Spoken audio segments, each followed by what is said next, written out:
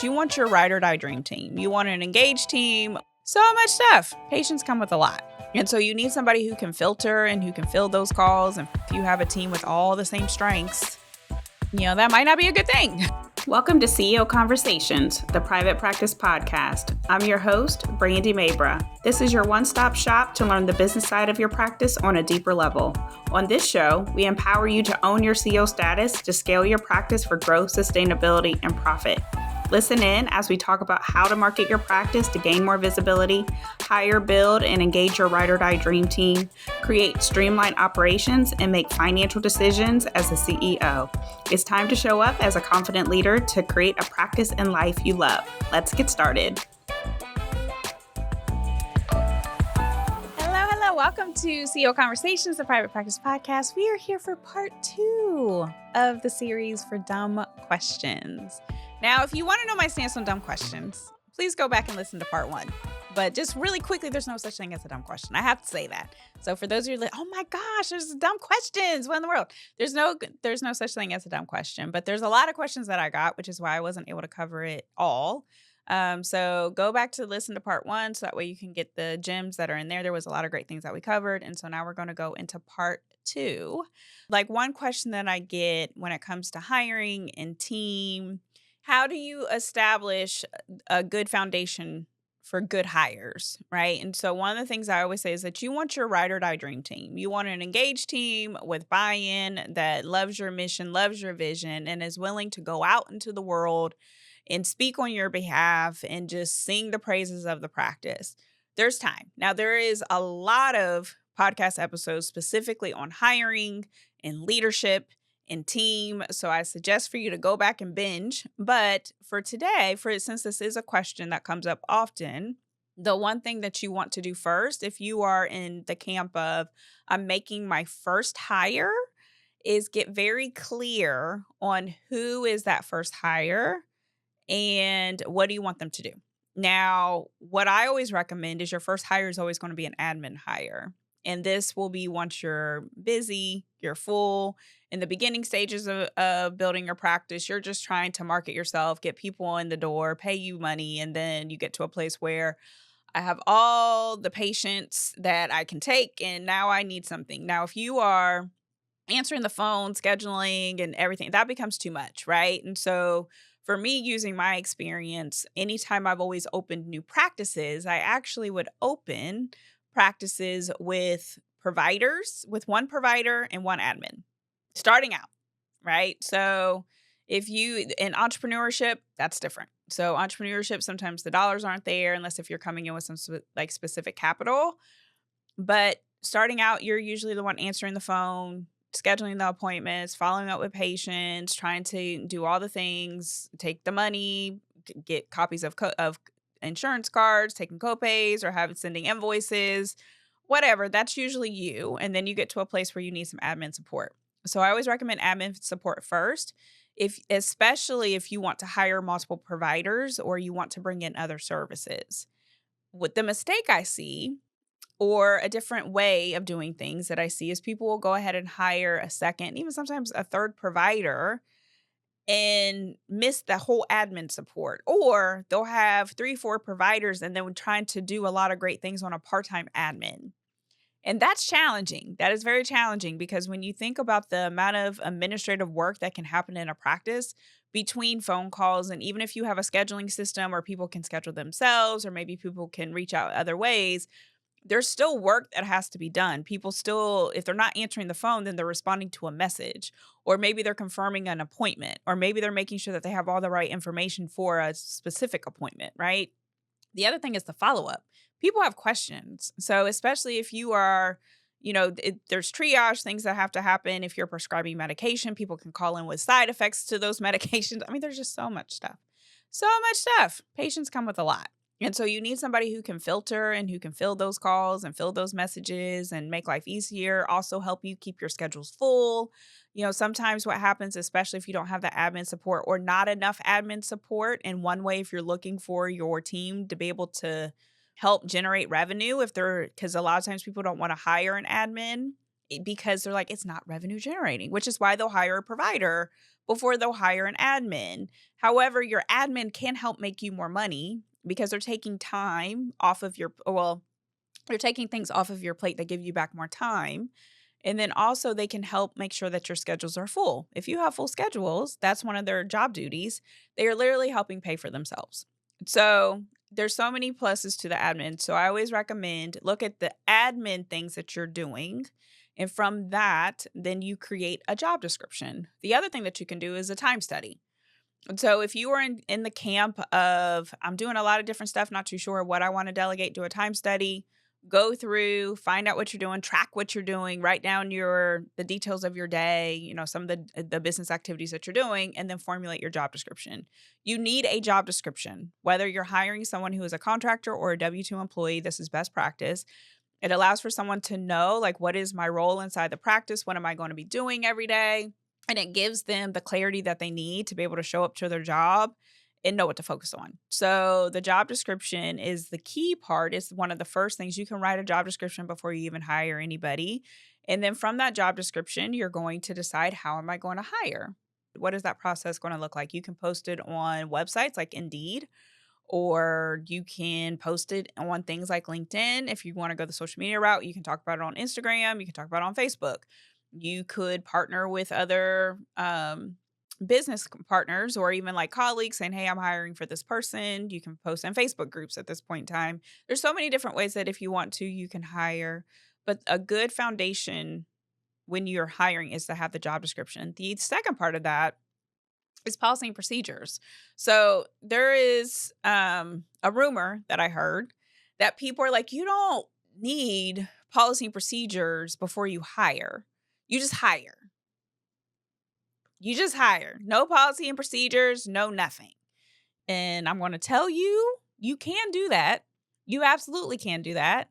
But you need to have a plan for how you're going to get things documented. So you are already doing things that you are going to have to train on. So you can train this person on how you're doing things, but you need to have something documented, whether if it's a video, whether if it's written out, they need to know where to find it. And so you do need policy and procedures. The rumor is, well, if I hire somebody who knows how to do the job, they're just going to take care of it for me. They're just going to be able to write the policy and procedure for me. They can help you with that, but how you do things in your practice might not be how they're used to doing things in maybe their other roles, or if it's like a VA or an agency that has multiple clients, or, just depending on that situation, you need to know, how do you want things done in your practice? You have to provide clarity. You have to provide them information so that way they know how to show up again inside of your practice, not anyone else's practice, but your practice.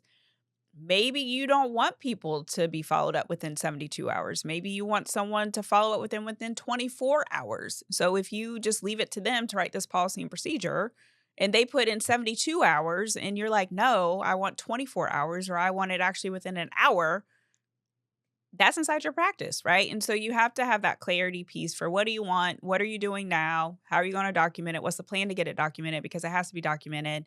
And then for you to have the expectations of, what are your non-negotiables? What are your expectations? A lot of times people don't know what their expectations are until somebody breaks their expectation. And so getting very clear. So if you are a punctual person, guess what? That's your expectation. So even at this solo stage, you're setting the business culture. If you are a person who enjoys balance and harmony, then that's probably something that you're going to build into your business culture too. So there's the three things that you have to consider when it comes to hiring. There's the strengths that the person has, there's the skill set that the person brings to the table, and then there's the culture fit. Not everybody's going to be a culture fit with your practice. And the number one thing that I see is for why people don't work out in positions, or a lot of times in the practice, is because the culture fits off, right? So you can train up a lot of different people to learn healthcare or to learn the position. You can't necessarily get them to vibe with you or your team. And so you have to know what your non-negotiables are. And that's usually when it comes to culture fit. So foundationally, the clarity piece, if you are like, hey, I have a team, I have 20 providers and an admin person, 5 different admin persons and a biller. If you're one with a bigger practice, I'll say, then you're looking at what does my team need and what is the chemistry of my team and what's that culture and who's going to come in and not mess it up. Right. So this is where you are making sure that interviews are happening with you and your team or your team and then you, just depending on if you have a leadership team or not, to make sure that it's a good fit. The other thing is it allows for people to have a say so for what's happening inside the practice. If a hire goes wrong, it's team accountability. Well, I helped hire this person too. I interviewed them and gave them okay. And so it just allows for things to be more of a collaborative type of agreement in a collaborative atmosphere, especially once you have a team. So if you're not having people interview with you and your team, and not everybody on your team, that's what I will say. Not everybody needs to be part of this process. It's just your A players, right? So your rock star team members, your ride or die dream team, who you opinions you respect, people who will tell you exactly what they think, people who will be like, don't hire that person, not today, and you'll like know that they're good to go.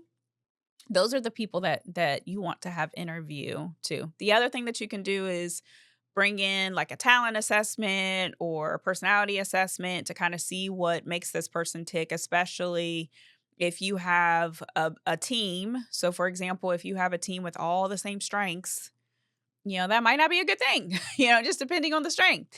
And so sometimes you want like a dynamic team, right? A team with different types of strengths, which is actually the best team. And when we're thinking about high performance teams, you need people to bring different strengths. And so with this, then having them do an assessment so you can get a better understanding of how they're going to mesh with your existing team is really powerful. And even if you're in that solo space, you still could do an assessment because you want to see how they're going to mesh with you.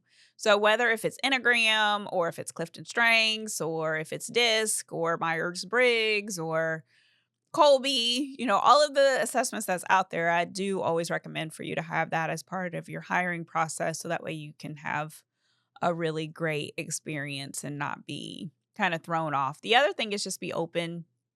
I've hired hundreds and hundreds of people at this point in time, and sometimes it's just not a good fit. And you won't necessarily know that until the person actually gets in the door. And so that's why there is 90 days probationary period. That's why across, I work with global folks at this point in time. And so usually there's always this 90-day within the 90 days or some type of probationary period where you can test on, is this a good fit? Does it make sense?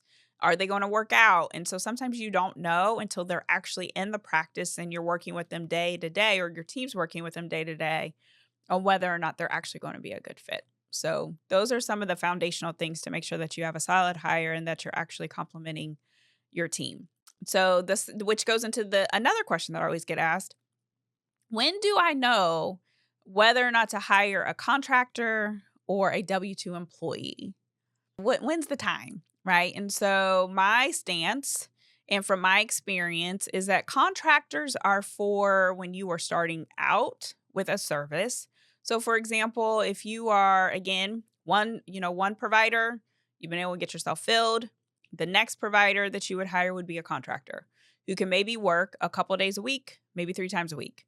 You don't necessarily want to hire a provider unless if your pipeline, let me just put this, unless if your pipeline and your lead generation is just like on point and I'm going to hire this person like today and they're going to be filled tomorrow, then at that point in time, you can always go W-2. But I like contractor or a part-time W-2, because it allows for you to get some wiggle room, right? It allows for you to take the stress off of trying to get someone full and they're in your practice 5 days a week. So I usually recommend a contractor if you're a little bit nervous about hiring, you're not too sure what the market's going to do, you're not too sure if you're going to be able to fill the provider, go ahead and do contractor. The other thing is if you're hiring on the admin side of it, contractor is always great. Again, you don't need a full-time person. You don't need a W-2. You don't need someone who's going to work 40 hours. Hire a contractor where they can help with different aspects of your business, or maybe work a couple of hours or work a certain amount of hours per week. And you go with contractor there, right? So as your practice continues to grow, you'll actually find that you'll have a combination of W-2 and contractors, right? And you want that because not every service or not every type of specialty or not every person that you're going to bring into your practice will actually want to work full time or want to be a W-2 employee. The other thing that's going to dictate what you hire is your state. So, labor laws, thinking about folks in California, if you're listening to this, they don't like contractors. So, if you are going to be hiring for your business, they like W 2. So, more times than not, you have to bring on a W 2. And there's exceptions to it, but you have to meet a lot of different criteria for you to even be able to hire a contractor, right? And so, in those circumstances, your labor laws are going to dictate. So if you don't know your labor laws before you hire, that's the other thing, is make sure that you're paying attention to your labor laws before you hire so you know what your state requires. Then you need to know. So the other thing that might dictate it would be scope. So there are some boards, if you're going to bring on certain providers, where they have to be W-2 as part of your practice. So that's another thing that I've seen that could dictate whether or not you hire a contractor versus a W-2 employee. So those are the special circumstances. The other thing is, like, we have clients who are doing multidisciplinary, and so they're hiring different types of credentials, and they're not too sure, again, whether or not that service is going to land. So it's a contractor who can work 1 or 2 days a week, or a part-time provider who can maybe work 1 or 2 days a week. Now you start to move into W-2 once you are comfortable and confident, like, okay, this service is going to fill. This service is going to be profitable, right? This service is definitely going to make the practice money. And then you move into W-2. The reason why is because now you have to pay taxes for this person. If you fire them and you don't write them up the right way, or you don't have enough documentation, even for people who are like, I live in an at-will state. At-will is never at will. You have to make sure that you are showing that you've given that person every single opportunity to be successful in your practice before you let them go. But even with that, with W-2, there's more risk that are involved, right? So from malpractice insurance, they have to be on your malpractice. And so there's so many different things that you have to do in order to make sure that the W-2 makes sense. That's why if you have W-2 employees, they should be your ride or die dream team. Those should be your most engaged people and the people that you actually pour into the most, because you pay a lot for them, right? And past what you're paying for them just in payroll, especially when it comes to the tax perspective, or even the additional insurance like workers' comp insurance. Like, you have to, for W-2 employees, so many different things that can go into that payroll, license, EMR licensures, emails, voice. I mean, you guys know. So all those things need to make sense when it comes to W-2. Now, the other question I get affiliate with W-2, or even just payment models, like when we're talking about payment models, your provider and how you're paying your team, then should I do hourly, or should I do salary, or should I do split, or what should I do? And so at the end of the day, it goes back to budget. What can you afford to pay somebody inside of your practice? If you do not know, then work with your accountant. If you're like, Brandy, I don't have an accountant. Well, get an accountant who you can ask these types of questions to. But from a quick and dirty perspective, you're going to look at what is market telling you when it comes to hiring. What do people most times are paying? But it has to make sense. So a couple years ago, everybody got into, especially this is in the mental health field, everybody got into like the split model. So I'm going to give 70% of my whole money coming in. And it's not a lot of times, but I'm going to give 70%. A lot of people did this and then they struggled because they only had 30% left over to take care of everything else that was happening in the practice. And it put people in a place of, I need to hire another provider, need to hire another provider, need to hire another provider. So that way you could get that 30% and multiply it, right? And so that's where a lot of people took that model blindly and implemented it in their practice, and their practice wasn't set up for that type of model. So I say that because you don't necessarily want to implement any kind of like compensation model that doesn't make sense. Hourly, I like hourly. I feel it's safe because you pay people by the hour that they work.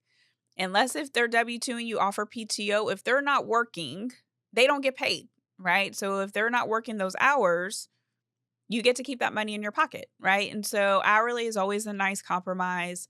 Salaried, I am saving salaried for my leadership team. I am saving salaried for very specific providers who I know if I give you X amount of dollars per year and you're guaranteed that money, You will do the work. You are going to show up. You are going to see patients, or you are going to be the best support team ever. And because regardless of how many hours they work, they have to get that same amount of money on their pay cycle. So whether if it's weekly, 2 weeks, monthly, it does not matter. You have to make sure that they are getting that same amount. That's part of that salaried. And even in today's time, some people, like if they're working over 40 hours and their salary is a certain amount of money, they get paid overtime. So it's important for you to understand like when to do these things. And a lot of it will depend on the person that you're hiring, the type of position. More times than not, your leadership team is always on a salaried position because they usually work more hours. They work off hours. It's not a consistent 8 to 5. Providers, you need to pay attention to what the compensation model can be. There's a lot of different provider compensation models that you can implement depending on specialty. But at the end of the day, they have, like bare bones, they have to generate enough revenue to pay for themselves for whatever they are going to pay. And then there should be money left over. If you were just scraping by, right? Like they generate $86,000 and I'm paying them $86,000 just to throw a number out there, then that's not profitable. That makes no sense. That's a break even. So you want to make sure that as you're paying your providers that the compensation model that you're implementing is more than a break even and that there's a surplus, right? And so this is where sometimes the dynamic of what we talked about last week when it comes to your payment models, whether you're cash pay or if you're taking insurance, the provider piece has to make sense. And so I never recommend for you to implement someone else's compensation model inside of your practice. I always recommend for you to do the math and for you to go through your numbers and pay attention to what your reimbursement rates, what your payer mix, what how much money can this provider generate, what's the metric that they have to hit, so how many visits do they need to have, how many people need part of their panel. All of those things are going to factor in to what kind of specialty do they have, because not all specialties are the same when it comes to reimbursement or what people will pay. And then at the end of the day, if there's some money left over, you can always bonus them out if you would like to. So, and that is more of a bonus structure when it comes to how you pay your providers. Your admin team, I'll say more times than not, are just paid hourly. From my experience, admin team's always hourly, leadership team is always salaried, providers, different compensation models depending on the provider. So that's, I don't want to say the less complex, but the in-depth way of talking about salaried versus contractor, or W-2 versus contractor question. So a lot of times I get data because I am, questions about data. I am a data-driven business owner. I am a data-driven person just in general, especially when it comes to numbers. Numbers don't lie. That's how I feel. That's my stance when it comes to business. Numbers do not lie. Numbers will tell you everything that you need to know, because at the end of the day, business is just one big math equation. But there are times, or key times, where the data sometimes doesn't make sense. More times than not, especially because we're entrepreneurs, we're building something out of nothing. Sometimes you're taking a risk and the data isn't there. So even this morning, I was talking to my stylist, like my beautician, and she was like, "Brandy, you take a lot of risk, right?" And I do. As a business owner, I take a lot of risk. I host, large retreats, and at this point in time, and there's certain times where your gut will tell you this is the way I need to go in business. And so the question that I get asked is like, when the data isn't matching the gut instinct for the next move that you need to do inside of your business, what do you do? And I'm pausing here because because before I say this, I'm going to tell you to follow your gut. I'm going to tell you sometimes in business as entrepreneurs, you follow your gut like you do. You follow your gut. On the other side of it, it's going to be amazing. God is definitely maybe telling you, like, there's this vision that you have. You see it. You just can see it. And maybe it just hasn't come to fruition, right? And so I'm a big believer where when you step into the vision that he has for you, you'll be given every single resource that you need to be successful. That is probably not the best business advice. And if you do not work with me and you do this, I am not responsible for it. That's my disclaimer. But I will tell you that if you follow your gut, and you are paying attention to the data. So if you know, I really want to do this really big thing, but the money isn't making sense right now. You know that going into it. So then the question would be, I'm going to follow my gut, but what do you need to do in order for the money to make sense, right? So do you need to maybe find a different resource? Do you maybe need to go out and market something? Do you maybe need to find like a sponsor for it, right? So being creative, like respecting the data, but not letting the data limit your decision or to talk you out of what you want or what you think is the best move for your practice. As the CEO, you set the tone. As the CEO, you are the visionary. And so sometimes those visions can be very big and you're just not like what's there in front of you hasn't matched up to what the vision is. But it doesn't necessarily mean that you don't move towards the vision.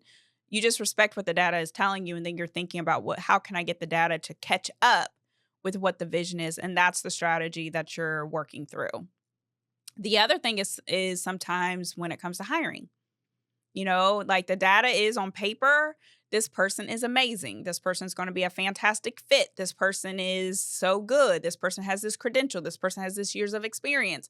I think that they're going to be just spectacular when it comes to what they're going to do in the practice. But there's something underneath. There's a gut instinct. There's a little whisper. There's like, no, don't do it. And you should follow it. So even with the times for me, as many people as I've hired, usually the bad hires, looks good on paper, saying all the right things. The data that I'm receiving seems to make sense, but there's a little thing like, no, don't do it. Don't do it. And for the times that I've done it, 30 days in, I'm like, you're fired. And it's because my gut instinct was right? So follow your gut at the end of the day, and then be curious about the data is what I would say, is that if the data isn't matching what the gut is telling you, be curious. What's happening with the data? What is the data telling you? And then why is your gut, telling you something different? And so that would be that's my way of answering that question. But again, my disclaimer, I'm not responsible for your outcomes. It's what I'm going to say. All right. So this is part two for today. So thank you so much for listening, and I will see you guys next time. Bye. Thanks for listening today. I hope you enjoyed the episode and it empowers you as the CEO of your practice. If you enjoyed the podcast, please make sure you subscribe, share the message, and leave a review. If you want more information and support in growing and scaling your practice, click the link in the show notes to take advantage of our free resources or apply to work with me directly. Thanks again, and I'll see you next time.